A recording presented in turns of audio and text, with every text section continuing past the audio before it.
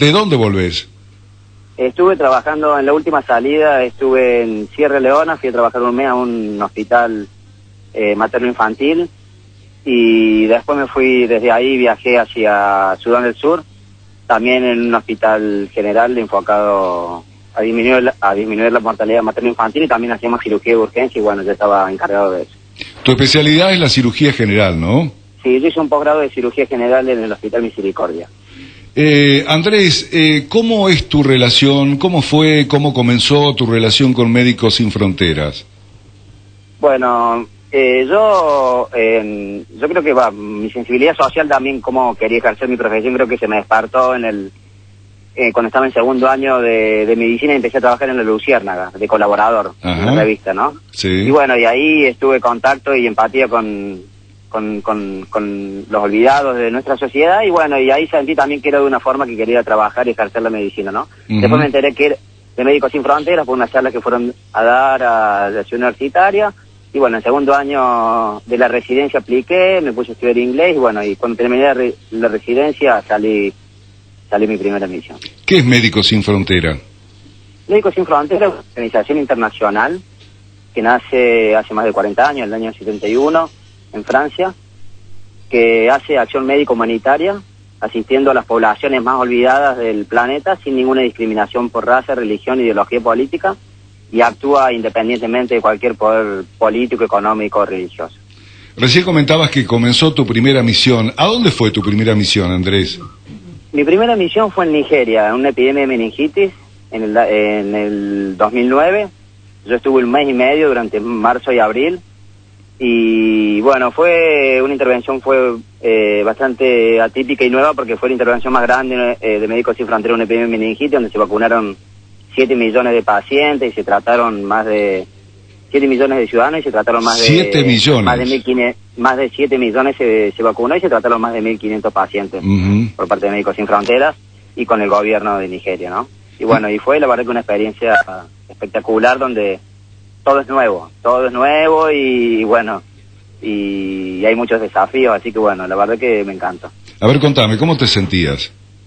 Y bueno, yo fui con mi mochilita a salvar el mundo y uno llega a un lugar donde comunicarte en inglés te cuesta, donde el modo de trabajar es diferente, donde la gente no únicamente muere de meningitis, sino donde no hay agua potable, donde hay cosas básicas que nosotros ya tenemos resueltas, donde hay gente que no las tiene, ¿no? Entonces, bueno, uno empieza a conocer un poco más allá ciertas cosas y uno, bueno, también se encuentra con sus limitaciones espirituales también en muchos momentos, y bueno, y uno también aprende un montón, ¿no? Aprende un montón.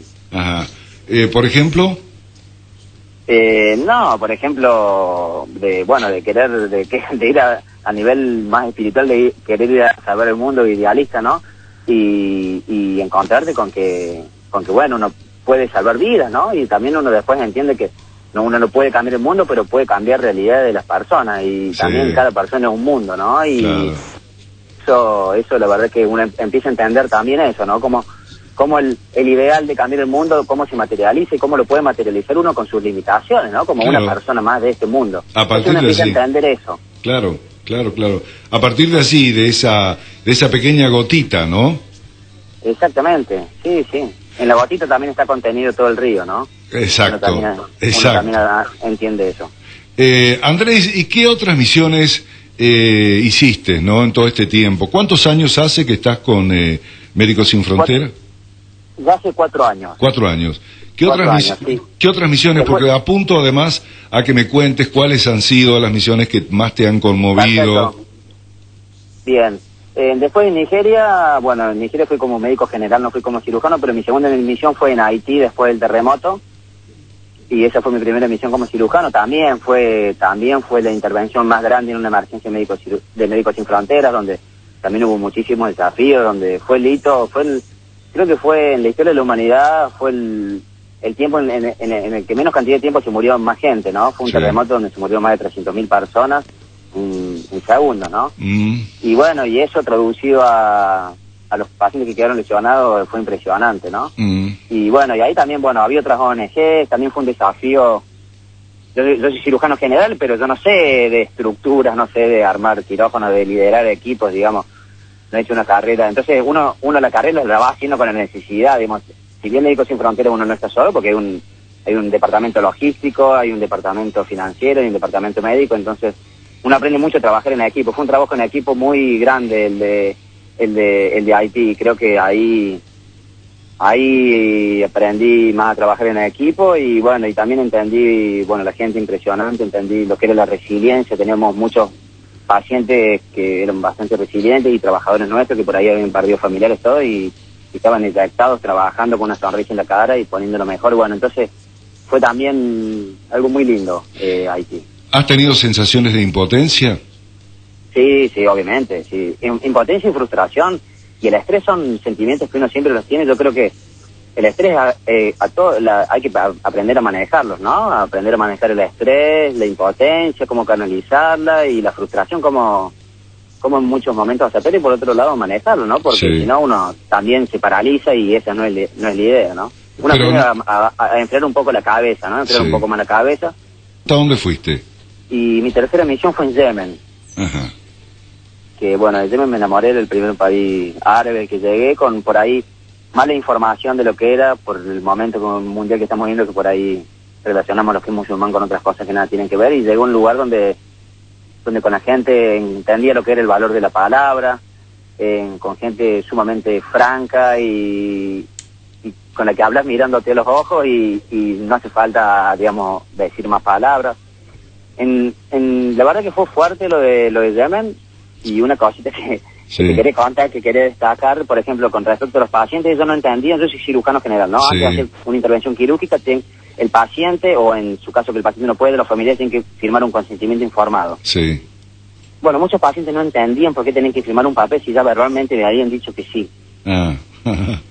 Entonces, eso eran muestras, ¿no? De valores que por ahí hay gente que sigue teniendo esos códigos, ¿no? ¿Y Yemen? ¿Qué te pareció Yemen? Y Yemen, yo estuve al sur, en Sabilain, el conflicto fue antes, digamos, yo estuve antes que empezó la primavera árabe en Yemen. Era un conflicto de grupos separatistas porque, bueno, que eran que luchaban contra el gobierno por manejar un pueblo, ¿no? Pero era una guerrilla, digamos, de baja intensidad. Pero bueno, nosotros apoyamos un hospital local, porque el hospital local no se operaba desde hacía más de 10 años que no se hacía una cirugía y estaba bastante abandonado. Y era un lugar donde cuando se armaban algunos pequeños combates, se cerraba el camino y los pobladores no podían irse a ningún otro al otro hospital que estaba a 4 horas. Y esa gente se quedaba sin atención médica. Entonces estuvimos apoyando ese hospital durante ese tiempo. Uh-huh. ¿Y en Médicos Sin Frontera hay alguna evaluación al respecto? ¿Hay una orientación de acuerdo a los profesionales o especialidades para mandarlos aquí o allá a distintas misiones? Totalmente. Primero, para entrar a trabajar en Médicos Sin Fronteras, uno tiene que cumplir ciertos requisitos objetivos y tener desarrollado algunos requisitos subjetivos. Después de tener test de inglés, test psicológicos, y en el caso del especialista como yo, que soy cirujano, hacer currículum quirúrgico para que ellos sepan más o menos cuáles son tus habilidades quirúrgicas, y de acuerdo a eso se va asignando, ¿no? Uh-huh. Y bueno, y siempre nosotros tenemos soporte psicológico de la sede, desde el nivel que lo necesitamos. La verdad que la salud del expatriado y principalmente la salud mental se cuida y se conserva mucho, ¿no? Andrés, ¿y qué otras misiones más tuviste? Después de Yemen estuve en Somalia, al norte, en Somalilandia, bueno, que es un país que no es reconocido mundialmente, pero bueno, es un país que tiene su presidente, su billete propio. Y ahí estuve también trabajando en un hospital, era un hospital público de referencia de la zona sur, que bueno, no hay recursos humanos, muy pobre en recursos humanos y también en calidad de atención médica. Y estuve ahí trabajando 3 meses, también arrancando la parte quirúrgica. Fui el primer cirujano extranjero que llegó para ayudar a la gente local que operaba. Andrés, seguí. No, y después estuve en Afganistán. Después me fui 3 meses en Afganistán, que también estoy trabajando con otros cirujanos en ese lugar. Gracias al video también había cirujanos locales, ¿no? Difícil. Sí, difícil. Y bueno, después estuve en India, después estuve en Siria y bueno, y ahora mi último viaje, Sierra Leona y Sudán del Sur. Andrés, ¿y vas a seguir en esto? Voy a seguir en esto, sí, estoy totalmente enamorado de lo que estoy haciendo, ¿no? Uh-huh. Y bueno, por ahora tengo el plan de seguir en esto.